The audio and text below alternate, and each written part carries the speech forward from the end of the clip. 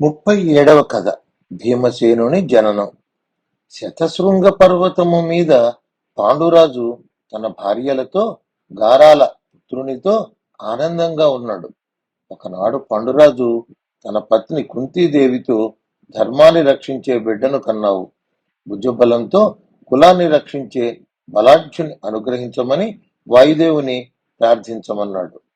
కుంతీదేవి యథావిధిగా శుచి అయి అతికి ప్రదక్షిణ చేసి భక్తిగా వాయుదేవుని మనసున నిలుపుకుని మంత్రమును జపించింది. వాయుదేవుడు ప్రత్యక్షమై కుంతిని అనుగ్రహించాడు. ఆమె గర్భవతి అయింది. సంవత్సరం నిండగానే వాయుదేవుని అంశతో మహాబలుడైన పుత్రుడు పుట్టాడు. పండితులు, మునులు యథాప్రకారం జనన సంస్కారాలు చేశారు. ఆకాశవాణి ఆ పర్వతం మీదనున్న మహర్షులు, మునులు అందరూ విని సంతోషపడే విధంగా పాండురాజు తనయునికి భీమసేనుడు అని పేరు పెట్టింది. శతశృంగ పర్వతం మీద భీమసేనుడు పుట్టినరోజునే హస్తినాపురంలో దుర్యోధనుడు పుట్టాడు. కుంతి భీమసేనుడు పుట్టిన 10వ రోజు బిడ్డనెత్తుకుని దేవాలయం సందర్శించాలని బయలుదేరింది. ఆ ప్రదేశమంతా కొండమయం, ఎత్తుపల్లాలు. అక్కడి ఒక గుహలోపల నుండి ఒక పెద్ద పులి వచ్చి వారి మీదకి దూకింది. దూరం నుంచి పాండురాజు చూశాడు. 3 వాడి అయిన బాణాలు వదిలి పులిని చంపాడు. ఆ తొందరలో భీమసేనుడు తల్లి ఒడి నుండి జారి పడ్డాడు. అక్కడ ఉన్న గండ శిలలు బాలభీముని తాకిడికి నుగ్గు నుగ్గు అయినాయి. పాండురాజు త్వరగా వారి వద్దకు చేరుకుని భీముని ఎత్తుకుని ముద్దాడాడు. 38వ కథ. అర్జునుని జననం. హస్తినలో ధృతరాష్ట్రునికి 100 మగపిల్లలు, ఒక ఆడపిల్ల పుట్టినట్లు పాండురాజు దంపతులకు వార్త వచ్చింది. చాలా ఆనందపడ్డారు. పాండురాజు ఆలోచించాడు. తన అన్న కుమారులు 100 మంది ఒక్కటై ముల్లోకాలను జయించవచ్చు. తనకు ధర్మపరుడైన యుధిష్ఠిరుడు, మహాబలుడైన భీమసేనుడు మాత్రమే ఉన్నారు. ముల్లోకాలను జయించగల పరాక్రమవంతుడైన మరొక కొడుకు ఉంటే గాని తన పుత్రులిద్దరికి తగిన బలం చేకూరదు. తాను విస్తరించిన సామ్రాజ్యాన్ని తన బిడ్డలు వీరులై ఏలాలి అన్న కోరికతో ఉన్నాడు. అక్కడి మునుల నుండి దేవేంద్రుని అనుగ్రహం కోసం తపస్సు చేయాలని, ఇంద్రుని ప్రసన్నం చేసుకోగల దివ్య మంత్రం ఉపదేశం తీసుకున్నాడు. ఒంటి కాలి మీద ఏకాంతంగా ఏకాగ్ర బుద్ధితో తనకు త్రిలోకాలను జయించగల విజయుని కోరుకుంటూ ధ్యానం చేశాడు. కుంతీదేవిని కూడా 1 సంవత్సరం పాటు వ్రతం ఆచరించమని చెప్పి తాను తీవ్ర తపస్సు చేశాడు. ఇంద్రుడు పాండురాజు నియమనిష్టలకు, ఏకాగ్రతకు ఆశ్చర్యపడి పాండురాజు ముందు నిలుచున్నాడు. రాజా, నీ భక్తి శ్రద్ధలకు మెచ్చాను. నీ అభీష్టం తెలిసింది. నీవు కోరినట్లుగా ముల్లోకాలను జయించగల పరాక్రమవంతుని నీకు అనుగ్రహిస్తున్నాను అని వరమిచ్చాడు. పాండురాజు కుంతితో ఏకాంతంగా ముచ్చటిస్తూ, లోకంలో ధనము, సంపద, విద్యను, సంతానము ఎంత వచ్చినా ఇంకా కావాలి అనుకుంటారు. కానీ వచ్చింది చాలు అని తృప్తి పడకూడదు. నాకు ధర్మబద్ధంగా ఇంకా అధిక సంతానం కావాలని ఉన్నది. ముల్లోకాలు జయించగల వీరుని పొందాను. నీవు పూర్వం వలె నీ మంత్రముతో ఇంద్రుని ప్రార్థించి ముల్లోకాలకు అధిపతి అయిన ఆ ఇంద్రుని అనుగ్రహంతో మరొక కొడుకును కనవలసినది అని చెప్పాడు. భర్త మాటను జవదాటని కుంతి అంగీకరించింది. కుంతీదేవి శుచిగా భర్తకు ప్రదక్షిణ చేసి ఇంద్రుని ధ్యానంలో కూర్చుంది. దుర్వాసుడిచ్చిన మంత్రమును భక్తితో ధ్యానం చేసింది. ఇంద్రుడు కుంతిని సమీపించాడు. బిడ్డను అనుగ్రహించి వెళ్ళాడు. పౌరుషం భూషణంగా కలవాడు, లోకోత్తరుడు, దివ్య తేజస్సుతో ప్రకాశించేవాడు, వంశోద్ధారకుడు, దేవేంద్రుని అంశతో ఉత్తర ఫల్గుని నక్షత్రం ప్రథమ పాదంలో కుంతీదేవికి ఒక బిడ్డ పుట్టాడు. ఆకాశవాణి చెప్పింది, ఓ పాండురాజా, కార్తవీర్యార్జుని కంటే అధిక వీరుడు అగుట వలన అర్జునుడు అని వీనికి నామధేయం. ఇంద్రాది దేవతలను జయించి కాండవ దహనం చేస్తాడు. భూమండలంలోని రాజులను జయించి ధర్మరాజు చేత రాజసూయ యాగం చేయిస్తాడు. దేవతల నుండి దివ్యాస్త్రములు పొందుతాడు. శత్రువులు వీరిని చూసి పారిపోతారు. దేవదుందుభిలు మ్రోగినాయి. పుష్పవృష్టి కురిసింది. అర్జునుని ఆశీర్వదించటానికి పైనుండి భృగువు, పులస్త్యుడు, పులహుడు, అంగిరసుడు, అత్రి, క్రతువు, దక్షుడు, వశిష్ఠుడు, మరీచి అను నవబ్రహ్మలు, ఇంద్రుడు, దాత, అర్జన్యుడు, త్వష్ట, పూషుడు, అర్యముడు, భగుడు, వివస్వంతుడు, విష్ణువు, అంశుమంతుడు, వరుణుడు, మిత్రుడు అను ద్వాదశాదిత్యులు, అజుడు, ఏకపాదుడు, అహిర్బుద్ధ్యుడు, త్వష, రుద్రుడు, హరుడు, శంభుడు, త్రయంబకుడు, ఈశానుడు, త్రిభువనుడు, మృగవ్యాధుడు అను ఏకాదశ రుద్రులు, అష్టవసువులు, భరద్వాజుడు, భీమసేనుడను పేరు గల గంధర్వరాజుతో గంధర్వులు, అశ్వినీ దేవతలు, శేషునితో కూడిన సర్పరాజులు, విశ్వే దేవతలు అందరూ అర్జునుని ఆశీర్వదించటానికి వచ్చారు. శతశృంగ పర్వతం దేవతల రాకతో వెలిగిపోయింది. అప్సరసలు నాట్యం చేశారు. పాండురాజు కుంతి దంపతుల ఆనందానికి హద్దులు లేవు. పాండురాజు మనస్సుకి నిండుగా సంపూర్ణమైన ఆనందం కలిగింది. ధర్మరాజు ధర్మ పాలనకి భీమసేనుని కండబలం, అర్జునుని దైవబలం కూడి సుస్థిరమైన సుభిక్షమైన రాజ్య నిర్మాణం జరుగుతుంది. ఇక తనకు చింత లేదు అనుకున్నాడు. 39వ కథ. నకుల్ సహదేవుల జననం. పాండురాజు రెండవ భార్య మాద్రి చాలా ఉత్తమురాలు, మహాపతివ్రత. హస్తినాపురంలో గాంధారికి 101 మంది సంతానం. ఇక్కడ తన సవితి కుంతికి 3 కుమారులు పుట్టారు. తనకు సంతానం కలుగలేదు. మగనికి ఆనందం కలిగించే సంతానం ఇవ్వలేని ఆడదాని అయ్యాను. నేను మంచి పూజలు చేయలేదేమో, నోములు నోయలేదేమో, పూర్వజన్మ పాపం వలన నాకు బిడ్డలు పుట్టుటలేదేమోనని దుఃఖిస్తోంది. ఇది అసూయ కాదు, ద్వేషము కాదు. తనకు సంతానం కలిగి మాతృమూర్తినని అనిపించుకోలేకపోయాననే ఆవేదనతో కుమిలిపోయింది. భర్త దగ్గరికి వెళ్ళింది. భయంగా నాకు పుత్రభిక్ష పెట్టండి, తల్లి కావాలని మనస్సు ఆరాటపడుతోంది అని వేడుకుంది. కుంతీదేవికి చెప్పి నాకు పుత్రులను పొందే భాగ్యం కల్పించమంది. మాద్రి, నా మనసులో కూడా అదే భావన ఉంది. కుంతిని ఇప్పుడే అడుగుతాను అంటూ కుంతీదేవిని పిలిచాడు. ఆమె వచ్చింది. కుంతి, నీ సోదరికి పుత్రులు కనాలనే కోరిక బలీయంగా ఉంది. నీకు మహర్షి ఇచ్చిన దివ్య మంత్రము ఆమెకు ఉపదేశించి నీ సోదరికి ఆనందం కలుగజేయమన్నాడు. కుంతి ఆనందంగా అంగీకరించి ఆ మంత్రాన్ని మాద్రికి ఉపదేశం చేసింది. మాద్రి శుచి అయి భర్తకి ప్రదక్షిణ చేసింది. పాండురాజు లోక కళ్యాణకారకులైన అశ్విని దేవతలను ప్రార్థించమన్నాడు. మాద్రి భక్తి శ్రద్ధలతో అశ్విని దేవతలను ప్రార్థించింది. అశ్విని దేవతల అనుగ్రహంతో మాద్రి గర్భవతి అయింది. 1 ఏడాది కాలం పూర్తయింది. ఒక శుభముహూర్తాన మాద్రికి కవల పిల్లలు కలిగారు. మగబిడ్డలిద్దరూ దివ్యమైన తేజస్సుతో వెలిగిపోతున్నారు. ఆకాశవాణి వారిద్దరకు నకులుడు, సహదేవుడు అని నామకరణం చేసింది. పాండురాజుకు పంచ పాండవులు పుట్టారని కుంతీదేవి అన్నగారు వసుదేవుడు తన పురోహితుడైన కశ్యపుని పంపాడు. రత్నాలు, ఆభరణాలు పంపాడు. మేనమామ చేయించవలసిన చౌలోపనయనములు దగ్గరుండి చేయించాడు. 40వ కథ. పాండురాజు అస్తమయం, మాద్రి సహగమనం. వసంతకాలం వచ్చింది. మొక్కలు, వృక్షాలు చిగురించాయి, మొగ్గలు తొడిగాయి, పుష్పించాయి. ఆ సుగంధ పుష్పాల సువాసనకు పరిసరాలు పరిమళ భరితమయ్యాయి. మన్మధుడు బాణాలు చేతపట్టుకు తిరుగుతున్నాడు. ప్రకృతిని చూసి పుడమి పులకిస్తోంది. పాండురాజు ఇంట ఆనందం తాండవిస్తోంది.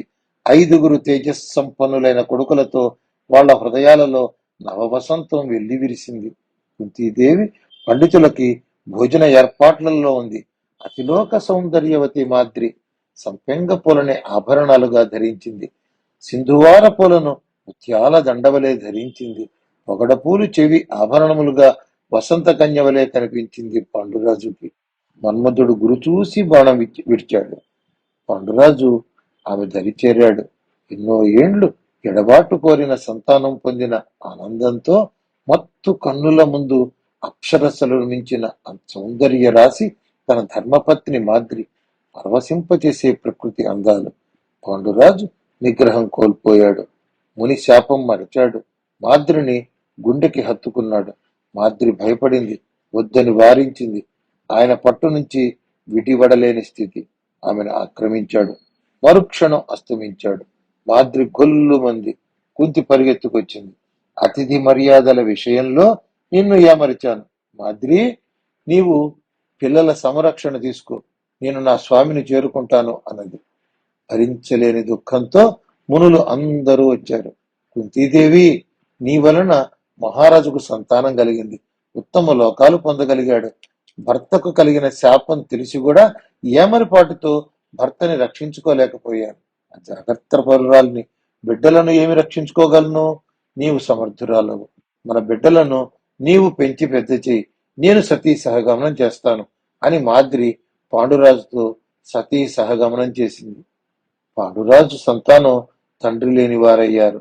వారిని హస్తినాపురంలోని కురువృద్ధుల వద్దకు చేర్చటం మన బాధ్యత అని అక్కడి మునులు తీర్మానించి కుంతీదేవిని ఆమె కుమారులను హస్తినకు తీసుకువెళ్లి ధృతరాష్ట్రునికి అప్పగించారు. ధృతరాష్ట్రుడు, భీష్ముడు, అంబిక, అంబాలిక, సత్యవతి, దుర్యోధన సోదరులు వారికి స్వాగతం పలికి తీసుకువెళ్లారు. వ్యాసుడు వచ్చి పరామర్శించాడు. తన తల్లి సత్యవతిని పిలిచి, దుర్యోధనాదులు దుష్టులు రాబోయే రోజులు కురువంశానికి క్షేమం కాదు. నీవు నీ కోడళ్లను తీసుకుని వనవాసం చేయమని బోధించాడు. సత్యవతి, అంబాలిక, అంబిక ముగ్గురు భీష్మునికి చెప్పి అందరి వద్ద వీడ్కోలు పలికి వనవాసానికి వెళ్లారు. తపం ఆచరించుకుంటూనే కాలంలో కలిసిపోయారు. 41వ కథ. కృపాచార్యుడు. గౌతముడనే గొప్ప మునికి శరద్వంతుడు అని కొడుకు ఉన్నాడు. శరద్వంతుడు మహా తేజస్సంపన్నుడు. బాణాలతో పుట్టాడట ఆ మహాత్ముడు. తీవ్ర తపస్సు చేశాడు. ధనుర్వేదాన్ని తన తపశ్శక్తితో సంపాదించాడు. ఆయన తపస్సు చూసి ఇంద్రుడు చెలించాడు. ఆ తపస్సును భగ్నం చేయాలనుకుని జలపద అనే తరుణిని పంపించాడు. శరద్వంతుడు ఆమెకు ఆకర్షితుడయ్యాడు. ఆమె దరిచేరగానే చేతి నుండి ధనుస్సు, బాణాలు జారిపడ్డాయి. వాటి మీదనే స్ఖలనం జరిగింది. ఆయన వెంటనే అప్రమత్తమయ్యాడు. అక్కడ నుండి వేరొక చోటుకు వెళ్లి తన తపస్సు చేసుకుంటున్నాడు. ఆయన తేజస్సు శరస్తంభం మీద 2 భాగాలుగా పడింది. అందులోంచి ఒక కొడుకు, ఒక కూతురు పుట్టారు. శంతన మహారాజు వేటకు వెళ్లిన సమయంలో ఆశ్రమం వద్ద ఒక బాలుడు, ఒక బాలిక జింక చర్మం, ధనుర్బాణాలు చూసి వీరెవరో ముని సంతానం అనుకుని కృపతో వారిని తీసుకువచ్చి పెంచి పెద్ద చేశాడు. వారిని కృపుడు, కృపి అని అందరూ పిలువసాగారు. శరద్వంతుడు తిరిగి వచ్చాడు. ఆ బిడ్డలు తమ సంతానమని తెలుసుకుని శంతన మహారాజు నుండి తన పిల్లలను తెచ్చుకుని కృపునికి ఉపనయనము సంస్కారములు చేశాడు. వేద పండితుల వద్ద వేదాధ్యయనం చేయించాడు. రథ, గజ, తురగ, పదాతి అను 4 ధనుర్విద్యా భాగములు తానే స్వయంగా శిక్షణ ఇచ్చాడు. సమస్త అస్త్రాలు నేర్పాడు. కృపుడు ధనుర్విద్యా పారంగతుడైనాడు. భీష్ముడు కృపుని పిలిపించి రాజకుమారులకు ధనుర్విద్య నేర్పించమని వారికి ఆచార్యుణ్ణి చేశాడు. కృపుడు కృపాచార్యుడయ్యాడు. 42వ కథ. ద్రోణుడు. భరద్వాజ మహర్షి గంగా తీరమున గంగా స్నానానికి వెళ్ళాడు. గంగా నదిలో ఘృతాచి అనే అప్సరస ఆ సమయంలో స్నానం చేస్తోంది. ఆ భరద్వాజుడు ఆమెను చూసి మోహపడ్డాడు. మహా తపస్సుల వీర్యం వృధా కాకూడదు కాబట్టి ద్రోణములో అనగా ఒక పాత్రలో తెచ్చి భద్రపరిచాడు. దాని నుండి శుక్ర అంశతో పుట్టిన పిల్లవానికి ద్రోణుడు అని పేరు పెట్టాడు. తండ్రి వద్దనే విద్యాభ్యాసం చేస్తున్నాడు. భరద్వాజుని గురుకులంలోనే ద్రోణుడితో పాటు ద్రుపదుడు కూడా చదువుకునేవాడు. ద్రుపదుని తండ్రి పాంచాల దేశరాజు పృషతుడు. ఆయన మహాతపస్వి. మేనక అనే అప్సరసను చూసి మోహితుడై ఫలితంగా జారిపడిన తేజస్సును తన పాదం కింద పెట్టాడు. దాని నుండి మరుత్తు అంశతో పుట్టినవాడే ద్రుపదుడు. భరద్వాజుని వద్ద శిష్యునిగా చేర్చి తన రాజ్యమునకు వెళ్ళాడు. ద్రుపదుడు ద్రోణుడు కలిసి వేదాధ్యయనం చేశారు. పలు విద్య నేర్చుకున్నారు. తరువాత ద్రుపదుడు తన తండ్రి తరువాత రాజు అయి తన రాజ్యానికి వెళ్ళాడు. ద్రోణుడు అగ్నివేశ్యుని వద్ద ధనుర్విద్య నేర్చుకున్నాడు. అనేక అస్త్రాలు నేర్చుకున్నాడు. తండ్రి ఆజ్ఞతో కృపుని చెల్లెలు కృపిని వివాహం చేసుకున్నాడు. ఆ దంపతులకు జన్మించిన వాడే అశ్వత్థామ. పరశురాముడు పండితులందరికీ ధనమును దానం చేస్తున్నాడని విని ఆశగా వెళ్ళాడు. అప్పటికే పరశురాముని వద్దనున్న ధనం అందరికీ పనిచేశాడు. నా వద్ద శస్త్రములు అస్త్రములు మాత్రమే ఉన్నాయి, అవి మాత్రమే ఇవ్వగలను అని పరశురాముడు చెప్పాడు. శస్త్రాస్త్రముల కంటే విలువైన సంపద మరొకటి లేదు, వాటినే ఇవ్వమని ఆనందంగా స్వీకరించాడు. చిన్ననాటి స్నేహితుడు, కలిసి చదువుకున్నవాడు నేడు మహారాజు కదా, సాయం చేయకపోతాడా అని ద్రుపదుని వద్దకు వెళ్ళాడు. ద్రుపదుడు అహంకారంతో, నేను మహారాజుని, నీవు కడు బీదవాడివి, కలిసి చదువుకున్నంత మాత్రాన స్నేహితులం అవుతావా? అలా ఎప్పటికీ జరగదు, నేను ఏ సహాయం చేయను అని పంపివేశాడు. ద్రోణునికి దిక్కు తోచలేదు. భార్యా బిడ్డలను తీసుకుని అలా పయనిస్తూ హస్తినాపురం చేరుకున్నాడు.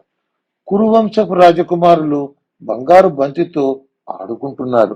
వారి బంతి బావిలో పడింది. బంతిని బయటకు తీయటం తెలియక వారంతా చూస్తున్న సమయంలో ద్రోణుడు అక్కడకు వచ్చాడు. ద్రోణుడు బాణం వెనుక బాణం వేసి, బాణాలను త్రాడులాగా వేసి యుక్తిగా బంతిని పైకి తీశాడు. రాకుమారులు ఆనందంతో ద్రోణుని తమ వెంట తీసుకువెళ్లి భీష్మునికి ఆయన విలువిద్యను గురించి చెప్పారు. భీష్ముడు ఎవరు నీవని అడిగాడు. ద్రోణుడు తనను గురించి పరిచయం చేసుకున్నాడు. విద్యావంతుడను, ధనము లేక కుటుంబమును పోషించలేని స్థితిలో ఉన్నాను అని చెప్పాడు. ద్రోణుడు ధృతరాష్ట్రునికి సంతానానికి పాండురాజు కుమారులకు సరియైన గురువు అని వారికి ధనుర్విద్య నేర్పమని గురువుగా నియమించాడు. ద్రోణుడు, మీ అందరికీ అస్త్ర విద్య నేర్పుతాను, మరి నాకు ఒక కోరిక ఉంది, అది ఎవరు తీర్చగలరు అని అడిగాడు. ఎవ్వరూ మాట్లాడలేదు. అర్జునుడు నేను తీరుస్తానని చెప్పాడు. ఆ రోజు నుంచి ద్రోణునికి అర్జునుని మీదే ఎక్కువ ప్రేమ. అశ్వత్థామ అర్జునునితో పోటీపడి విద్య నేర్చుకునేవాడు. అర్జునుడు ఏదైనా తేలికగా నేర్చుకుంటున్నాడని అశ్వత్థామ వంటవాణిని పిలిచి అర్జునునికి చీకటిలో అన్నము పెట్టద్దు అని చెప్పాడు. వంటవాడు అలాగే చేస్తున్నాడు. ఒకనాడు అర్జునుడు భోజనం చేస్తున్నప్పుడు గాలికి దీపం కొండెక్కింది. అయినా చీకటిలోనే అర్జునుడు భోజనం పూర్తి చేశాడు. అర్జునునికి కొత్త విషయం తెలిసింది. చీకట్లో కూడా సాధన చేయవచ్చు అని. సాధన చేశాడు. ద్రోణుడికి తెలిసింది. అర్జునుని పట్టుదల సాధన పలు విద్యలోని మెళకువలన్నీ అర్జునునికి నేర్పాడు. విలువిద్యలోని మెళకువలన్నీ అర్జునునికి నేర్పాడు. విలువిద్యలో నిన్ను మించిన వారెవరూ లేనంత గొప్పగా నిన్ను తీర్చిదిద్దుతా అని ద్రోణుడు అర్జునునికి అభయమిచ్చాడు. 43వ కథ. ఏకలవ్యుడు. ద్రోణాచార్యుడు కౌరవ రాజకుమారులకు విలువిద్య నేర్పుతుండటం వలన త్వరలో ఆయన ప్రతిభ నలుదిశలా వ్యాపించింది.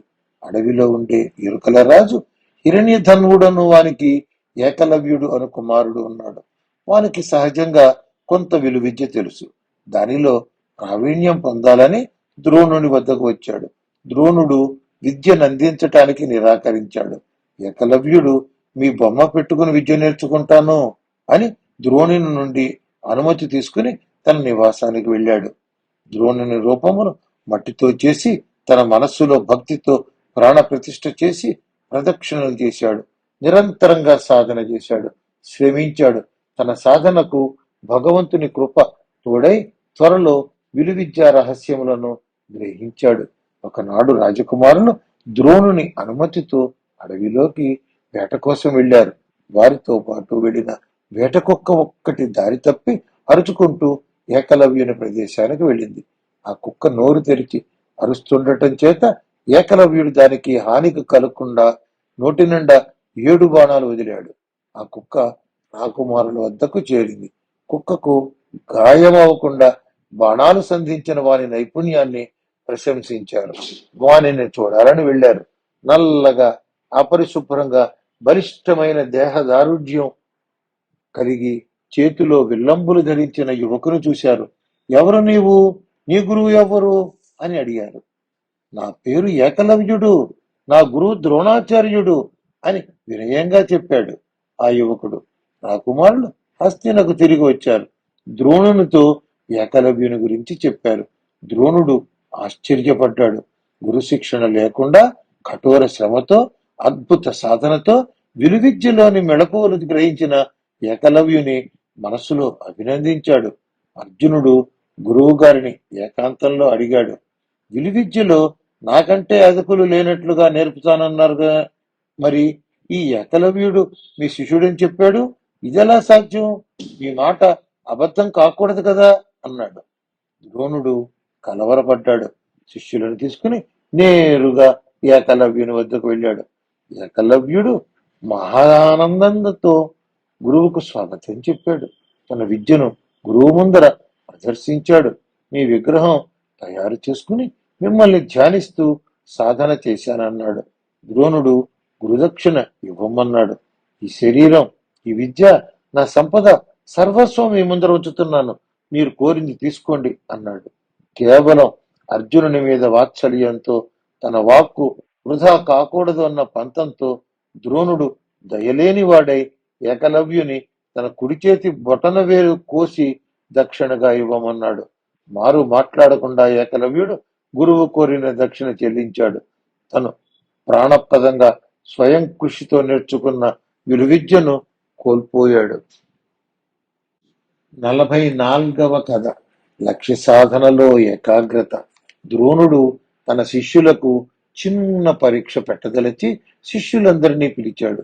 గ్రద్ద వంటి పక్షిని ఒక దానిని తయారు చేసి చెట్టు కొమ్మ చివరిలో దానిని కట్టించాడు. శిష్యులారా, నేను పిలిచినప్పుడు ఒకరి తరువాత ఒకరు వచ్చి ఆ పక్షి తలను బాణముతో కొట్టాలి. మీరు మీ బాణములు ఎక్కుపెట్టి సిద్ధంగా ఉండండి అని హెచ్చరించి ధర్మరాజుని పిలిచాడు. ధర్మరాజా, చెట్టు మీది పక్షి తల, నేను మీ సోదరులు ఏమి కనపడుతున్నాయి అని అడిగాడు. ధర్మరాజు, గురువర్య, చెట్టు కొమ్మలు, ఆకులు, పక్షి మీరందరూ కనపడుతున్నారు అన్నాడు. సరే, నువ్వు ప్రక్కన ఉండు అంటూ ఒక్కొక్కరిని పిలిచారు. అందరూ అదే విధమైన సమాధానాలు చెప్పారు. చివరికి అర్జునుడు వచ్చాడు. ద్రోణుడు, అర్జునా, నీకు ఏమేమి కనపడుతున్నాయి అని అడిగాడు. అర్జునుడు చెక్కు చెదరని ఏకాగ్రతతో ఎక్కుపెట్టిన విల్లు ధరించి, నాకు పక్షితల ఒక్కటే కనబడుతోంది అన్నాడు.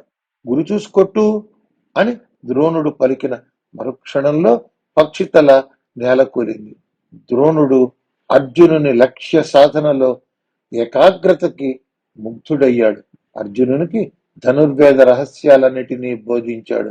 ఒకనాడు ద్రోణుడు శిష్యులతో కలిసి గంగా స్నానానికై వెళ్ళాడు. అక్కడ నదిలో ఒక మొసలి ద్రోణుని పిక్క పట్టుకుంది. ద్రోణుడు దానిని విడిపించుకోగల సమర్థుడు అయినా శిష్యులను పిలిచి రక్షించమన్నాడు. మొసలి నీళ్ల లోపల దాగి ఉంది, కనపడటలేదు. శిష్యులు ఏమీ చేయలేక చూస్తూ ఉన్నారు.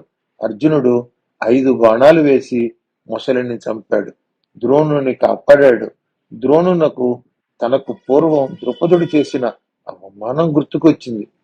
ద్రుపదునికి బుద్ధి చెప్పగలిగిన వాడు అర్జునుడు ఒక్కడే అని నమ్మకం కలిగింది. అర్జునుని మరింత బలోపేతునిగా చేయదలిచి దివ్య అస్త్రాలు బోధించాడు. 45వ కథ. కర్ణునికి అంగరాజ్యాభిషేకం. ద్రోణుడు కురురాజ కుమారులకు విద్య నేర్పుతున్నాడు. వారి విద్య పూర్తి అయింది. భీష్ముడు, ధృతరాష్ట్రుడు, విదురుడు రాజకుటుంబీకుల ముందర తన శిష్యుల శస్త్రాస్త్ర విద్యా ప్రదర్శన చేయాలనుకుని ధృతరాష్ట్రునికి విన్నవించాడు. ధృతరాష్ట్రుడు విదురుని పిలిచి రాకుమారుల శస్త్రాస్త్ర విద్యా ప్రదర్శనకు అవసరమైన ఏర్పాట్లు చేయమన్నాడు. గొప్ప మైదానంలో చక్కని ఏర్పాట్లు జరిగాయి. ధృతరాష్ట్రుడు తన 100 మంది భార్యలతో వచ్చాడు. ఒక ప్రక్క కుంతీదేవి కూర్చుంది. మరొక పక్క భీష్ముడు, వ్యాసుడు, విదురుడు, కృపాచార్యుడు, ద్రోణుడు, అశ్వత్థామ వంటి పెద్దలు కూర్చున్నారు. ప్రదర్శన ప్రారంభమైంది. హస్తినలోని ప్రజలందరూ అక్కడే ఉన్నారు. కత్తులు, డాలు లాంటి ఆయుధాలతో తాము నేర్చుకున్న విద్యను అందరూ ప్రదర్శించారు. తరువాత భీమసేనుడు, దుర్యోధనుడు గదాయుద్ధం చూడముచ్చటగా ప్రారంభమై ప్రళయంగా మారింది. భీకరమైన శబ్దాలతో గదా ప్రదర్శన చూస్తే అర్జునుని సొగసైన విలువిద్యను ఆస్వాదించలేరని ద్రోణుడు గదా కౌశల ప్రదర్శనను ఆపి విలువిద్యా ప్రదర్శన కోసం అర్జునుని ఆహ్వానించాడు. జనం అర్జునుని చూసి పొగడ్తలతో, కేరింతలతో గంతులు వేశారు. ఆగ్నేయాస్త్రంతో భీకరమైన అగ్నిని, వారుణాస్త్రంతో నీరును, వాయవ్యాస్త్రంతో తీవ్రమైన గాలి, ఇలా ఒక్కొక్క అస్త్రం ప్రయోగించి సభికులను ఆశ్చర్యచకితులను చేశాడు. ఇంతలో భుజములను చరచిన శబ్దం వినవచ్చింది. ఎవరిదా అన్నట్లు అందరూ చూశారు. అక్కడ కర్ణుడు సహజ కవచ కుండలాలతో వెలిగిపోతున్న చేతితో విల్లు పట్టుకు నిల్చున్నాడు. అర్జునుని ఉద్దేశించి, నీవు ప్రదర్శన విద్యలు నేను ప్రదర్శిస్తానని తాను కూడా అర్జునునితో సమానమైన ప్రదర్శన చేశాడు. దుర్యోధనుడు ఆనందంగా కర్ణుని కౌగిలించుకున్నాడు. మాతో స్నేహం చేయి, మాతో పాటు రాజభోగాలు అనుభవించు అని చెప్పగానే కర్ణుడు అంగీకరించాడు. కుంతి కర్ణుని గుర్తుపట్టింది. దుర్యోధనుడు కర్ణుని అర్జునుడితో ద్వంద్వ యుద్ధం చేయమని కోరాడు. కర్ణుడు ద్వంద్వ యుద్ధానికై సిద్ధమై వచ్చాడు. అర్జునుడు సరేనని ముందుకు వచ్చాడు. కర్ణుడు మేఘాస్త్రాన్ని ప్రయోగించగా మేఘాలు కప్పి అర్జునుడు కనిపించలేదు. కుంతి అర్జునుడు కనిపించకపోయేసరికి మూర్చిపోయింది. విదురుడు ఉపచారాలు చేసి సేద తీర్చాడు. అర్జునుడు వాయువ్యాస్త్రంతో మేఘాలను తొలగించి వెలిగిపోతూ నిలబడటం చూసి కుంతి ఆనందపడింది. ద్వంద్వ యుద్ధాలు నిర్వహించటంలో దిట్ట అయిన కృపాచార్యుడు వారిద్దరి మధ్యన నిలిచాడు. కన్నా, అర్జునుడు కురురాజు, కుంతి పాండురాజుల కుమారుడు. యుద్ధం చెయ్యాలనుకుంటే నీ పుట్టు పూర్వోత్తరాలు చెప్పు అన్నాడు. కర్ణుడు సిగ్గుపడ్డాడు. దుర్యోధనుడు లేచి, కులము, బలము, గొప్ప సైన్యం ఉన్నవాడు రాజునని చెప్పుకుంటున్నాడు. కర్ణుడు రాజు కాడు, అర్జునుడు రాజు. అదే వీరిద్దరి మధ్య వ్యత్యాసం కనుక అయితే నేను కర్ణునికి అంగరాజ్యం ఇచ్చి రాజును చేస్తానని ప్రకటించాడు. అప్పటికప్పుడు ధృతరాష్ట్ర భీష్ముల అంగీకారంతో పండితులకి గోదానమిచ్చి పండితులచే కర్ణుని అంగరాజుగా ఆశీర్వచనం చేయించాడు. బంగారు సింహాసనం మీద ఆసీనుడను చేసి కర్ణునికి వైభవంగా రాజ్యాభిషేకం చేశాడు. కర్ణుడు లేచి, నన్ను రాజును చేశావు, మరి నేను నీకు ఏమి ఇవ్వగలను అన్నాడు. దుర్యోధనుడు, లోకం మెచ్చేట్లుగా మాకు స్నేహితుడు అయి స్నేహంగా ఉండు అన్నాడు. కర్ణుడు అంగీకరించాడు. కర్ణుని పెంచిన సూతుడు ధైర్యంగా ముందుకు వచ్చి కర్ణుని ఆలింగనం చేసుకుని శిరస్సుని ముద్దాడాడు. భీముడు రథమును తోలే సూతుడు వచ్చి కర్ణుని ముద్దాడటం చూసి వెక్కిరించాడు. దుర్యోధనుడు రగిలిపోయాడు. సూర్యాస్తమయం అయింది.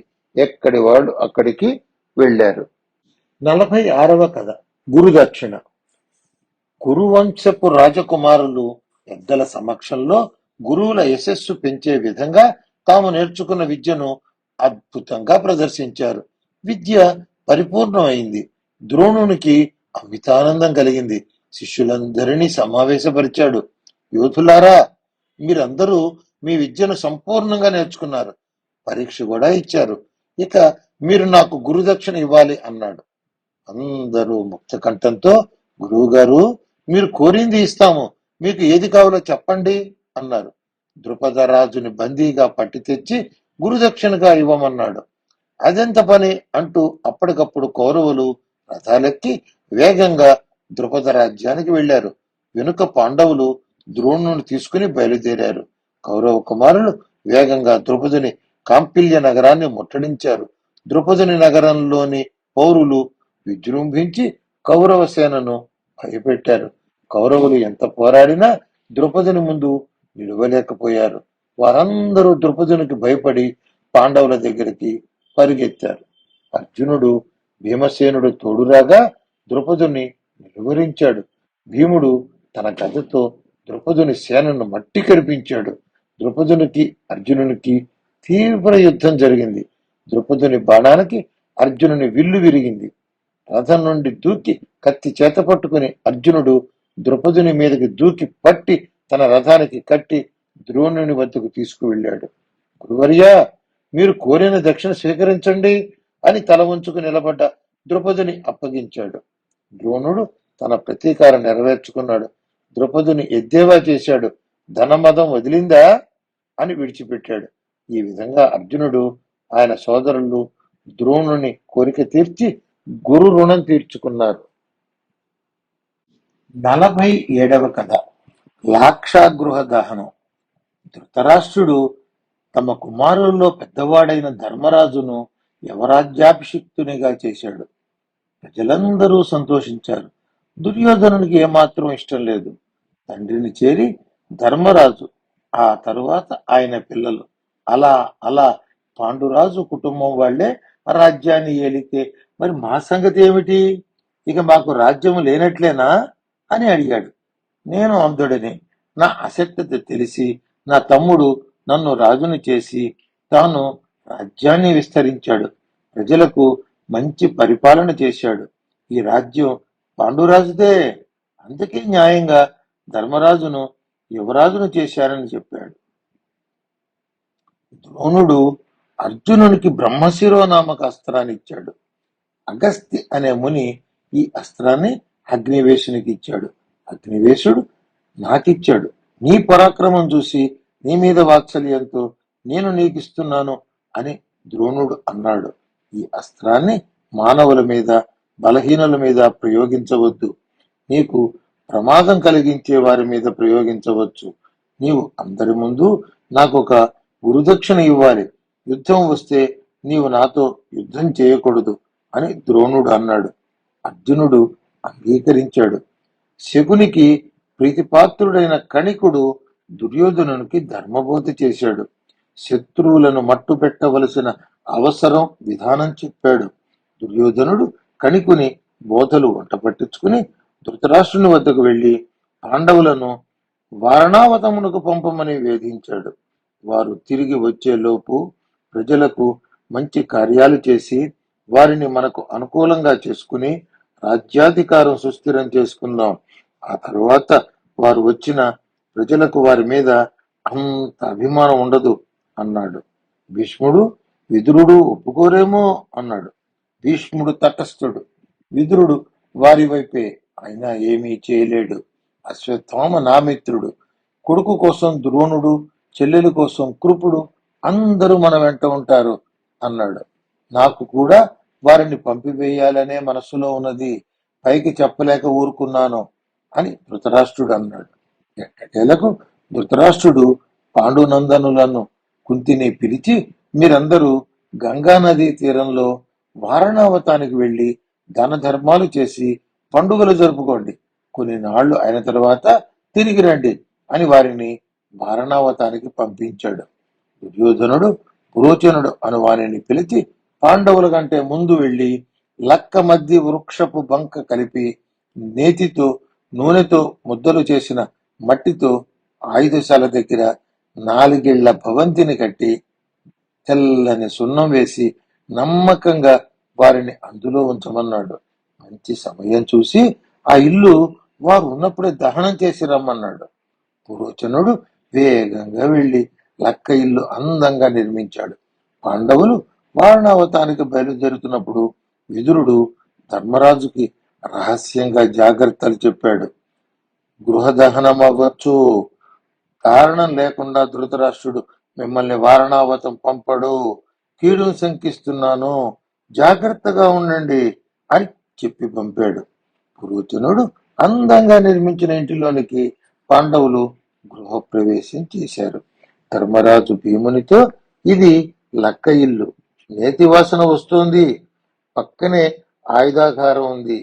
విదురుడు విషం, అగ్ని విషయంలో జాగ్రత్తగా ఉండమని చెప్పాడు. అయితే ఇప్పుడే వదిలేద్దాం అన్నాడు భీముడు. ధర్మరాజు భీముని తొందర పడవద్దని, ఎవరికి ఏ సందేహము రాకూడదని సూచించాడు. పురోచనుడి ద్రోహం పూర్తిగా బయట పడాలి కదా అన్నాడు. విదురునికి దుర్యోధనుని దురాలోచన పూర్తిగా తెలిసింది. మంచి నేర్పు గలవాడు, నమ్మకస్తుని ధర్మరాజు వద్దకు పంపాడు. విదురుని ఆజ్ఞ మేరకు ఎవ్వరికీ తెలియని విధంగా వేగంగా ఒక సొరంగ మార్గాన్ని త్రవ్వాడు ఆ విదురుని దూత. భీముడు ఆ సొరంగాన్ని పరీక్షించాడు. కృష్ణపక్ష చతుర్దశి నాడు పురోచనుడు తగులబెడతాడు అని చెప్పాడు. పాండవులకి పురోచనుడు ఒక స్త్రీని ఆమె కొడుకులతో సహా పాండవులకు సేవ చేయటానికి అని నియోగించి వారి కదలికలను ఆమె ద్వారా తెలుసుకునేవాడు. ఆమె కృష్ణ చతుర్దశి నాడు బాగా త్రాగి మైమరచి పిల్లలతో ఆ లక్క ఇంటి వద్దనే నిద్రించింది. భీముడు ముందుగా పురోచనుని ఇంటిని తగలబెట్టాడు. తరువాత తాము ఉన్న ఇంటిని తగులబెట్టాడు. తన తల్లిని సోదరులను మోసుకుంటూ సొరంగం నుంచి వేగంగా బయటకు నడిచాడు. ఆ లక్క ఇంటిలో పురోచనుడు నియోగించిన స్త్రీ పిల్లలు మాడిపోయారు. ప్రజలు వచ్చి ఆమె కుంతి అని ఆమె కొడుకులను పాండవులని నమ్మి దుఃఖించారు. భీముడు తాము క్షేమమని విదురుని సేవకునికి తెలియచేశాడు. ఆ సేవకుడు జనంతో పాటు తాను వెళ్లి ఆ సొరంగం కనపడకుండా ఆ బూడిదతో కప్పేశాడు. పాండవులు మరణించారని ధృతరాష్ట్రుడు, గాంధారి దుఃఖించారు. వారితో పాటే విదురుడు దుఃఖించినట్లు నటించాడు.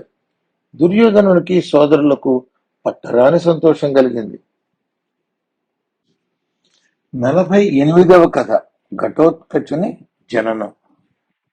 లాక్షాగృహ సొరంగం నుండి చాలా దూరం భీముడు తన తల్లిని సోదరులను మోసుకుంటూ వెళ్లి ఒక దట్టమైన అడవిలోకి చేరాడు. దాహం వేసింది. దగ్గరలో సరస్సు కనిపించింది. వెళ్లి నీళ్లు త్రాగి ఆకులను దండగా చేసి తల్లి సోదరులకు కూడా నీళ్లు తెచ్చాడు. వారు అలసిపోయి గాఢ నిద్రలో ఉన్నారు. పడుకున్న వారిని చూసి భీముడు చాలా దుఃఖించాడు. ధృతరాష్ట్రుడు జాలి లేనివాడై మమ్మల్ని చంపదలిచాడు అని చింతించాడు. వారు ఉన్న అడవిలో హిడింబుడు అనే రాక్షసుడు వాని చెల్లెలు హిడింబితో కలిసి ఉంటున్నాడు. హిడింబుడు దూరం నుంచి పాండవులను చూశాడు. చెల్లెలని పిలిచి, చాలా రోజులకు మనుష్య మాంసము దొరికింది. నీవు వెళ్లి వారిని చంపి నాకు వండి పెట్టమని పంపాడు. హిడింబి పరిగెత్తుకుంటూ పాండవులు ఉన్న చోటికి వచ్చింది. భీముని చూసి మోహితురాలైంది. ఆమె కామరూపి చక్కని వనిత రూపంలో వచ్చి భీముని చెంత చేరింది. భీముడు ఆమెను చీత్కరించాడు. ఎవరు నీవు అని అడిగాడు. నేను హిడింబుడనే రాక్షసుని చెల్లెలను. నీ మీద మోహంతో ఉన్నాను. నన్ను పెళ్లి చేసుకోకుంటే ఇక్కడి నుండి క్షేమంగా వెళ్ళలేవు. మా అన్న మిమ్మల్ని చంపుతాడు. నీ వాడని త్వరగా నిద్ర నుండి లేపు అన్నది. నేను భయపడతానా? నా వాళ్ళు సుఖమైన నిద్రలో ఉన్నారు. వారికి నిద్రాభంగం కలిగించకూడదు అన్నాడు. ఇప్పటికే ఆలస్యమైందని హిడింబుడు ఆగ్రహంతో వీళ్ల వద్దకు వచ్చాడు. చెల్లెల్ని దూషించాడు. భీముని మీదకు దూకాడు. భీముడు వానిని అరచేతితో నొక్కి పెట్టాడు. అక్కడ కొట్టుకుంటే నిద్రించే సోదరులకి తల్లికి నిద్రాభంగం కలుగుతుందని వారిని దూరంగా ఈడ్చుకుని పోయి అక్కడ భీకరంగా కొట్టుకున్నారు. ఆ ధ్వనికి పాండవులు కుంతి లేచారు. ఎదురుగా దేవకన్య వలె వెలిగిపోతున్న స్త్రీని చూశారు. వనదేవత అనుకున్నారు. కుంతి లాలనగా, ఎవరు నీవు అని అన్నది.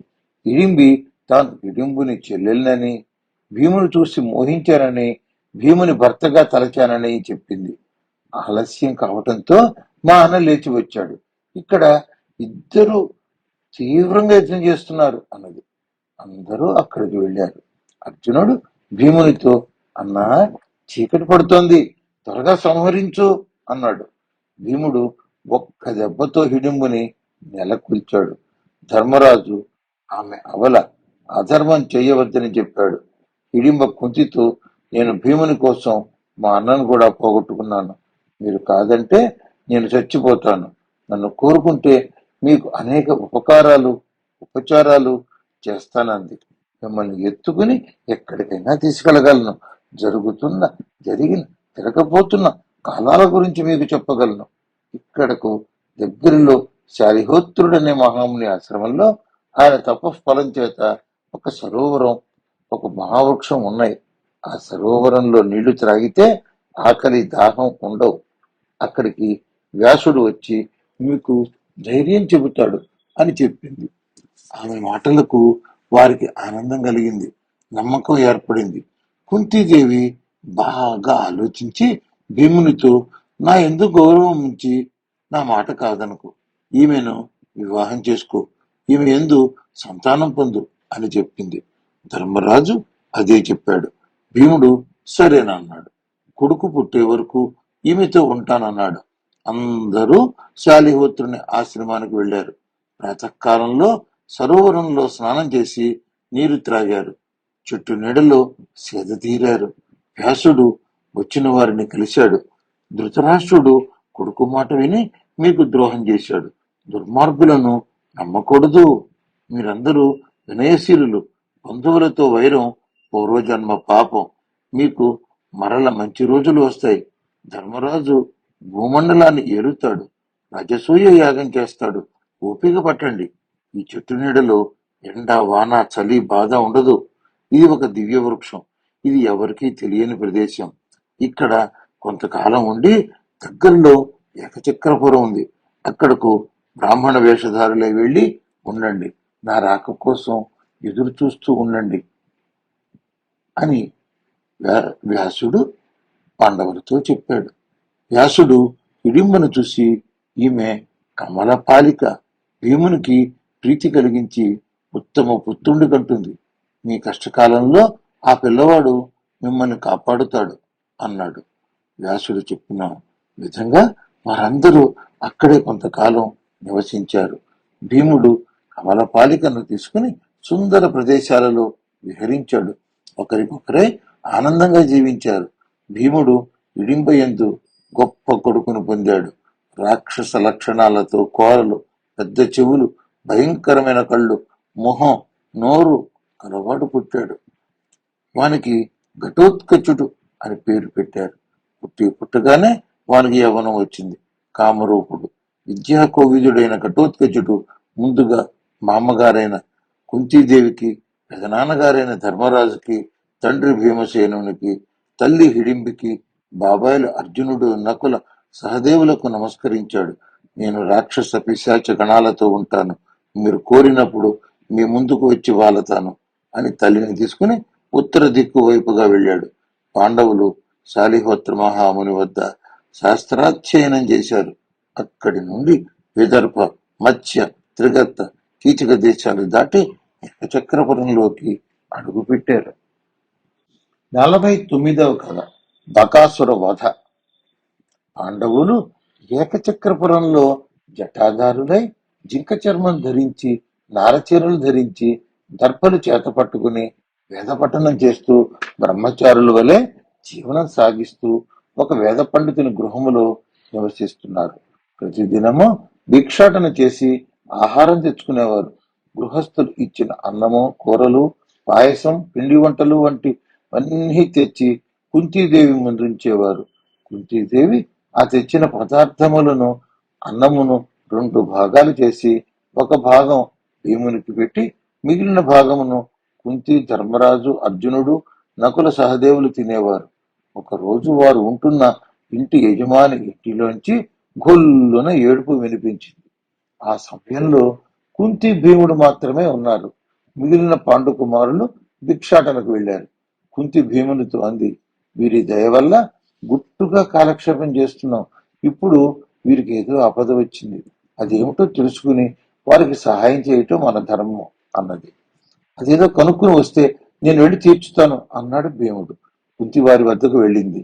ఆ బ్రాహ్మణునికి భార్య, కూతురు, కొడుకు ఉన్నారు. ఆ ఇంటి యజమాని కుంతీదేవికి దుఃఖ కారణం చెప్పాడు. ఇక్కడకు ఆమడ దూరంలో యమునా నదీ తీరంలో బక్కుడు అనే రాక్షసుడు ఉన్నాడు. వాడు ఇళ్ల మీద పడి మానవులను తినేస్తున్నాడు. ఇలా కాదు అని అందరూ కలిసి వానితో ఒక ఒప్పందం చేసుకున్నాం. రోజుకు ఒక ఇంటి నుండి వానికి బండి నిండా అన్నము, అందుకు కావలసిన కూరలు, పప్పు, పిండి వంటలు చేసి 2 దున్నపోతులను బండికి కట్టి ఏ ఇంటి నుండి ఆహారం పంపుతున్నారో ఆ ఇంటి నుండి ఒక మనిషిని కూడా ఆహారంగా పంపాలి. ఆ భక్తుడు ఆ ఆహారాన్ని, దున్నపోతులను, మనిషిని తిని వేరెవరి నుండి ఈ నగరానికి హాని కలగకుండా రక్షిస్తాడు. ఇది ఒప్పందం. ఈ దేశ రాజు కూడా వానిని నిలువరించ సామర్థ్యము, శక్తి లేనివాడు. ఈ రోజు మా వంతు వచ్చినది అని చెప్పాడు. నేను వారికి బలిగా వెడతాను అంటే నా భార్య, పిల్లలు ఒప్పుకోవటం లేదు. వాళ్ళు మేమని ముందుకు వస్తున్నారు. వాళ్ళని వదులుకోలేను. సమయం దగ్గర పడుతుంది. ఇదే మా దుఃఖానికి కారణం అని చెప్పాడు. కుంతికి ఆ ఇంటి యజమాని కుంతీదేవి చాలా ప్రసన్నంగా నవ్వుతూ, ఇంత దానికి మీరందరూ బాధపడటం దేనికి? నాకు 5 కుమారులు ఉన్నారు. అందులో ఒకడిని పంపుతాను అని నిబ్బరంగా పలికింది. అయ్యో, మీరు మా అతిథులు. అతిథిని బలి ఇవ్వటం కంటే ఘోరం ఇంకొకటి ఉండదు. నాకు ఉత్తమ లోకాలు రావు అని బాధపడ్డాడు. కుంతి వారికి ధైర్యం చెప్పి తన ఇంటికి వెళ్ళింది. భీముడు ఆతురతతో ఆమె రాకకై ఎదురు చూస్తున్నాడు. భీమునికి వివరంగా చెప్పింది. నీవు వెళ్ళి ఆ బకాసురుని చంపి రమ్మన్నది. భీమునికి పట్టలేని ఆనందం కలిగింది. ఇంతలో ధర్మరాజు తన తమ్ములతో వచ్చాడు. భీముని ఆనందం చూసి అనుమానపడ్డాడు. తల్లిని ధర్మరాజు అడిగాడు, భీముడు ఎన్నడూ లేని విధంగా ఆనందంగా ఉన్నాడు. ఏదైనా యుద్ధం చేయబోతున్నాడా అని. కుంతి జరిగిన విషయం చెప్పింది. ధర్మరాజుకి కుంతి నిర్ణయం నచ్చలేదు. వేరెవరి కోసమో సొంత కుమారుని బలి ఇస్తారా? ఇది న్యాయం కాదు, ధర్మం కాదని దుఃఖించాడు. కుంతి ధర్మరాజుకి ధైర్యం చెప్పింది. మీకందరికీ భీముని శక్తి తెలియదు. పుట్టినప్పుడే నేల మీద పడినప్పుడు అక్కడి శిలలు పిండి పిండి అయినాయి. వచ్చినే హిడింబుని చంపాడు. ధైర్యంగా ఉండండి, ఆ బకాసురుని చంపి వస్తాడు అన్నది. భీముడు ఆ ఇంటి యజమానిని తనకు శక్తి బాగా కలిగించేందుకు మంచి ఆహారం పెట్టమన్నాడు. వారు పెట్టిన భోజనం తృప్తిగా తిని బకునికి ఆహారం బండి తీసుకుని అడవికి వెళ్ళాడు. అక్కడ అంత కుళ్ళిన జంతు మానవ కళేబరాల దుర్గంధంతో లోపలికి వెళ్ళక బకాసురుని బయటకు రమ్మనమని పిలిచాడు. వాడు వచ్చే లోపు తాను తీసుకెళ్లిన ఆహారం అంతా తిన్నాడు. బకాసురునికి కోపం వచ్చింది. తన వద్దకు వచ్చి ఆహారం అందించకుండా దూరం నుంచే పిలుస్తున్నాడు అంటూ పరుగెత్తుకు వచ్చాడు. తన కోసం తెచ్చిన ఆహారం అంతా భీముడు తినేశాడు. బలం రెట్టింపైంది. ముష్టి ఘాతాలతో కుమ్ముకున్నారు. అడవిలో చెట్లు పీకి వాటితో కొట్టుకున్నారు. మొత్తం అడవిలోని చెట్లను పీకివేసి చెట్లే ఆయుధాలుగా యుద్ధం చేశారు.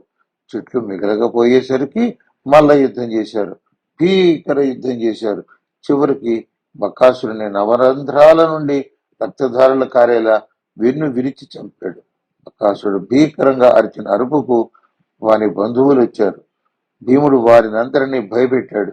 నేటి నుండి మీరెవరు ఏకచక్రపురం వైపు చూడకూడదు. ఎవరైనా హాని కలిగిస్తే వారికి బక్కుని పట్టి గతే పడుతుంది అని హెచ్చరించాడు. ఏకచక్రపుర వాసుల ఆనందానికి హద్దులే లేవు. బకాసురుని తెచ్చి నగర ద్వారం వద్ద పడేశాడు. జనులు భీమునికి బ్రహ్మరథం పట్టారు. కుంతి ధర్మరాజాదులు బ్రహ్మానందపడ్డారు. 50వ కథ. ద్రౌపది దృష్టజుమ్నుల జననం. ద్రుపద మహారాజు ద్రోణునిచే విడువబడిన తరువాత ద్రోణుని మీద కక్ష పెంచుకున్నాడు. అర్జునుని శౌర్యం చూసిన తరువాత ద్రోణుని జయించటం కష్టమని తెలుసుకున్నాడు. భగవంతుని కృప ఉంటే గాని ద్రోణుని జయించలేనని నిశ్చయించుకున్నాడు. వేద పండితులను ఆశ్రయించాడు. సేవలు చేశాడు. తన లక్ష్యానికి చేర్చగల తపస్వాధ్యాయపరుని కోసం వెతుకుతుండగా ద్రుపదునికి వానప్రస్థాశ్రమంలో ఉన్న యాజ, ఉపయాజ అనే పేరు గల అన్నదమ్ములు లభించారు. వారు వ్రతముల యందు ఆసక్తి ఉన్నవాళ్ళు. ఆ ఇద్దరిలో చిన్నవాడైన ఉపయాజుడు తపశ్శక్తిలో అధికుడు. ద్రుపదుడు ఆయనను ఆశ్రయించాడు. మహా యశస్శాలి అయిన పుత్రుణ్ణి అనుగ్రహించే యజ్ఞమును చేయించినందుకు 1,00,000 గోవులను దక్షిణగా ఇస్తానని చెప్పాడు. ఉపయాజి, ప్రతిఫలం తీసుకునే పనులు నేను చేయను, మా అన్నగారు చేస్తాడు, ఆయనను ఆశ్రయించమన్నాడు. అన్నగారిని చేరి, మహాశయ, ద్రోణునిచే అవమానించబడ్డాను. ద్రోణుని ఓడించగల పుత్రుడు కలగాలని నా కోరిక. ద్రోణుని జయించితే ధర్మార్థ కామ మోక్షాలు పొందిన వానిని కాగలను అని చెప్పాడు. రాజుడు యజ్ఞం చేయించటానికి అంగీకరించాడు. ద్రుపద మహారాజా, నీకు ఒక పుత్రుడు ఒక పుత్రిక జన్మిస్తారు అని చెప్పి ద్రుపదుని చేత యజ్ఞం చేయించాడు. ద్రుపదుడు ఆయన ధర్మపత్ని కోకిలాదేవి భక్తి నిష్ఠలతో ఉపయాజిని సహాయకునిగా పెట్టుకుని యజ్ఞం చేశాడు. అగ్నిదేవుడు ఆయన దీక్షకి ప్రీతి చెందాడు. అగ్నిగుండము నుండి అగ్ని జ్వాలల వంటి తేజస్సు గలవాడు. ఖడ్గము ధనుస్సు చేతబూని కవచ కిరీటాలతో రథమును ఎక్కిన మహాయుద్ధుడైన కుమారుడు. కోమలమైన స్వచ్ఛమైన సుగంధ పరిమళ భరితమైన సహజ శరీర కాంతితో వంశాన్ని పవిత్రం చేయగల విశాలమైన నేత్రాలు కలిగినది. ఉంగరాల చుట్టుతో వన్నె పెరిగినది మహా తేజస్సంపన్నురాలైన కుమార్తెను ద్రుపదుడు పొందాడు. పుత్రునికి దృష్టద్యుమ్నుడు, పుత్రికకు కృష్ణ అని పేర్లను ఆకాశవాణి ఆ యజ్ఞశాలలోని వారికి పురప్రజలకి వినపడినట్లుగా పలికింది. ద్రుపదుడు పండితులను సత్కరించాడు. ద్రుపదుడు దృష్టద్యుమ్నుని ధనుర్వేద విద్యా పారంగతునిగా తీర్చిదిద్దాడు. ద్రుపదుని బాలుడైన అర్జునుడు పట్టి తెచ్చి ద్రోణుని ముందర ఉంచిన ద్రుపదునికి అర్జునుని మీద కోపం కలగలేదు. ఆయన కోపం పగా ద్రోణుని మీదనే. తనకు దేవకాంత కూతురుగా లభ్యమైంది. ఆ కూతురును అర్జునునికిచ్చి వివాహం చేయదలిచాడు. పాండవులు లక్క ఇంటిలో దత్తమైనారని విని దుఃఖించాడు.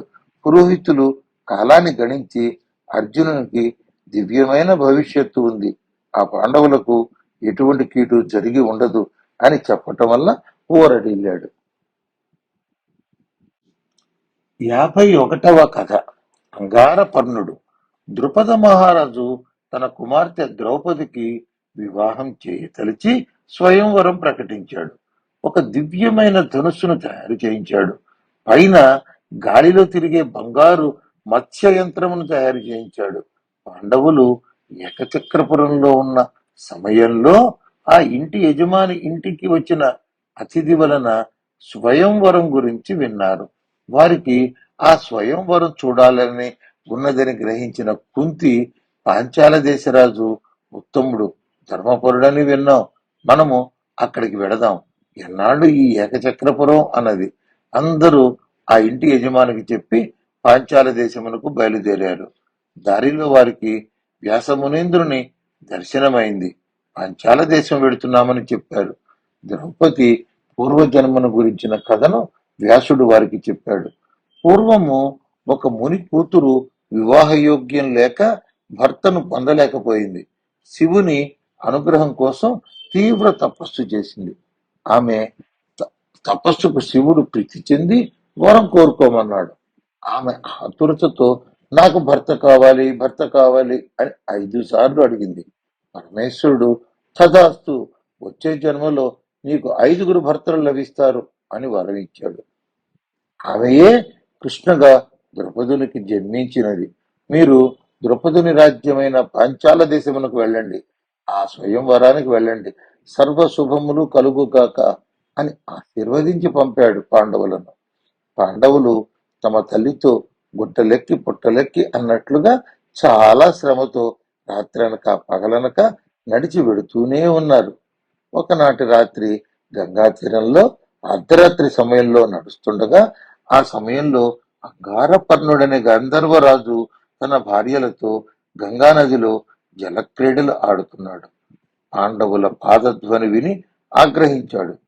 సంధ్యాకాలంలో అర్ధరాత్రి సమయంలో భూత యక్ష రాక్షస గంధర్వులు తిరుగుతారు, మానవులు తిరగటానికి జంకుతారు, మీరెవరైనాను సరే దూరంగా తొలగిపోండి, ఈ గంగా తీరం నాది, నేను అంగారపర్ణుడను, కుబేరుని స్నేహితుడను అన్నాడు. అర్జునుడు వానికి తీవ్రంగా సమాధానం ఇచ్చాడు. గంగా తీరం అందరిది, నీది ఏమిటి అనగానే అంగారపర్ణుడు అర్జునుని మీదకు బాణాలు కుప్పించాడు. అర్జునుడు ఆగ్నేయాస్త్రం ప్రయోగించాడు. అంగారపర్ణుని రథం కాలిపోయింది. వాని జుత్తు పట్టి అన్నగారి ముందర పడవేశాడు. ధర్మరాజు వారిని క్షమించి వదిలివేశాడు. అంగారపర్ణుడు సిగ్గుపడి, నేటి నుంచి నా పేరు చిత్రరథుడని పెట్టుకుంటాను, ఈ అంగారపర్ణుడు పేరుకు తగను మీతో స్నేహం కోరుకుంటున్నాను అన్నాడు. నా వద్ద చాక్షుషీ విద్య ఉన్నది, మీకు ఇస్తాను. నీ ఆగ్నేయాస్త్రం నాకు నేర్పు అన్నాడు. చాక్షుషీ విద్య వలన ముల్లోకాలలో జరిగేది చూడవచ్చు. మీ ఐదుగురికి మిక్కిలి వేగం కలిగిన గంధర్వ గుర్రాలను అంచుచొప్పున ఇస్తాను అన్నాడు. అర్జునుడు, నీ విద్య మాకు వద్దు, గుర్రాలను ఇవ్వు, నీకు ఆగ్నేయాస్త్రం ఇస్తాము అని ఇచ్చాడు. చిత్రరథుడు వారికి గుర్రాలను ఇచ్చి, మీరు పాండవులని నా దివ్యశక్తితో గ్రహించాను. మీరు క్షత్రియులు, మీతో పాటు పురోహితుని వెంట పెట్టుకోండి. పురోహితుడు లేని రాజు ప్రకాశించలేడు అని హితవు చెప్పాడు. మీరు తపతి కుటుంబానికి చెందిన వారని చెప్పాడు. రాజులకు పురోహితుడు ముఖ్యం. మీరు ఒక చక్కని పురోహితుని ఏర్పాటు చేసుకోండి అన్నాడు. పాండవులు చిత్రరథుని, నీవు సర్వజ్ఞుడవు, ఆలోచించి మంచి పురోహితుని గురించి మాకు చెప్పు అన్నారు. చిత్రరథుడు తన దివ్య దృష్టితో, ధౌమ్యుడు మీకు తగిన పురోహితుడు అని చెప్పాడు. ఉత్తముడు, సజ్జనుల చేత పూజింపబడేవాడు, దేవరుని సోదరుడు ధౌమ్యుని కోరి తమ పురోహితునిగా నియమించుకున్నారు.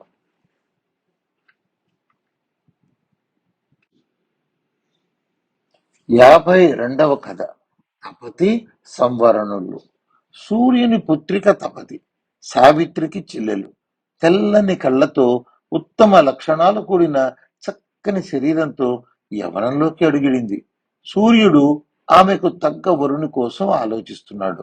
భరతవంశజుడు, అజామిడుని పుత్రుడు, ధర్మాత్ముడు, సద్గుణ సంపన్నుడు అయిన సంవరణుడు భక్తి శ్రద్ధలతో సూర్యోపాసన చేస్తున్నాడు.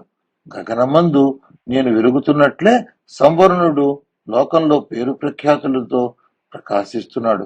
నా కుమార్తెకు సంవరణుడే తగిన వరుడు అని ఆయన తపస్సుకు ప్రసన్నుడయ్యాడు. సంవరణుడు వేటకు వెళ్ళాడు. అలసి విశ్రాంతి తీసుకుంటున్న సమయంలో తన శరీర కాంతితో ప్రక్కనున్న వృక్షాలను, తీగలను బంగారుమయం చేస్తున్న చంద్రబింబం వంటి కన్యను చూశాడు. త్రిభువన లక్ష్మి దిగివచ్చిందా? సూర్య తేజస్సు ఒక కన్య రూపంలో కనపడిందా? బ్రహ్మ లావణ్యము, సద్గుణాల సంపదను ప్రోగు చేసి ఈ కన్యను మలచాడా అంటూ పరిసరాలు మరచి ఆమెనే చూస్తూ ఉన్నాడు. దేవకన్యయే అని నిర్ధారించుకున్నాడు. ఆమెను సమీపించి, ఓ అబలా, నీవెవరవు? ఈ అడవిలో ఎందుకున్నావు అని అడిగాడు. ఆమె సమాధానం ఇయ్యకుండా అదృశ్యమైంది. ఆమె మాయమైందని సంవర్ణుడు తీవ్రంగా దుఃఖించాడు. తపతి కూడా ఆయన అందచందాలకు టీవీకి ముగ్ధురాలైంది. సంవర్ణుని దుఃఖం చూడలేక ఆయన ముందు నిలిచి, నా ఎందుకింత మోహపడ్డావు అని అడిగింది. ఎవరిని చూసి భయపడని వాడిని, బల పరాక్రమంలో అందరికంటే అధికుడను, నీ అందానికి వశుడనయ్యాను. గాంధర్వ రీతిలో నిన్ను వివాహమాడతాను అన్నాడు. ఓ రాజా, నేను సూర్యపుత్రికను, తపతిని. నన్ను వివాహం చేసుకోవాలంటే నా తండ్రిని అడుగు అని ఆమె వెళ్ళింది. సంవర్ణుడు సొమ్మసిల్లాడు. ఆయన మంత్రి వచ్చి చల్లని నీళ్లు ముఖం మీద అద్ది సేద తీర్చాడు. సంవర్ణుడు అక్కడే కూర్చుని సూర్యుని భక్తి ప్రపత్తులతో ప్రార్థించాడు. తన పురోహితుడు వశిష్ఠుని స్మరించాడు. వశిష్ఠుడు వచ్చాడు. సంవర్ణుని బాధ తెలుసుకున్నాడు. సంవర్ణుని అభీష్టం సిద్ధించాలని సూర్యమండలానికి వెళ్ళాడు వశిష్ఠుడు. సూర్యుడు వశిష్ఠునికి అతిథి పూజలు చేసి రాకలోని ఆంతర్యాన్ని తెలుసుకున్నాడు. పౌరవ కులశేఖరుడు, పాపరహితుడు, సద్గుణ సంపన్నుడు అయిన సంవరణుడు నీ కుమార్తెను చూసి ఆమె ఎందు ప్రేమతో ఉన్నాడు. సంవరణుడే నీ కూతురుకు తగిన వరుడు అన్నాడు. సూర్యుడు అంగీకరించి ఆనందంగా తపతిని వశిష్ఠుని వెంట పంపాడు. వశిష్ఠుడు తపతికి సంవరణుడికి శాస్త్రోక్తంగా వివాహం చేయించాడు. సంవరణుడు ఆమె యందు అనురాగంతో రాజకార్యాలు వదిలి ఒక పుష్కర కాలం కొండ కోణల్లో, వనాల్లో విహరించాడు. రాజు లేని కారణంగా భూమి మీద అనావృష్టి తొంగి చూసింది. శాంతి ప్రక్రియలు చేసి వశిష్ఠుడు రాజును, ఆయన ధర్మపత్ని హస్తినాపురానికి తీసుకువెళ్ళాడు. అనావృష్టి పోయింది. ఆ దంపతులకు కురుడు పుట్టాడు. అందుచేత వారు తాపత్యులయ్యారు. చంద్రవంశంలో గొప్పవారైన వారి పేర్లతో సంబోధించటం ఆచారం. పాండురాజు కొడుకులను పౌరవులు, భారతులు, కౌరవులని పిలవటం సంప్రదాయం. కొన్ని సందర్భాలలో పేరు పొందిన ఆ వంశకర్తల భార్యల పేరుతో కూడా వ్యవహరించడం జరిగేది. ఆ ప్రత్యేక గౌరవం తపతి, కుంతి, సత్యవతులకు మాత్రమే దక్కింది.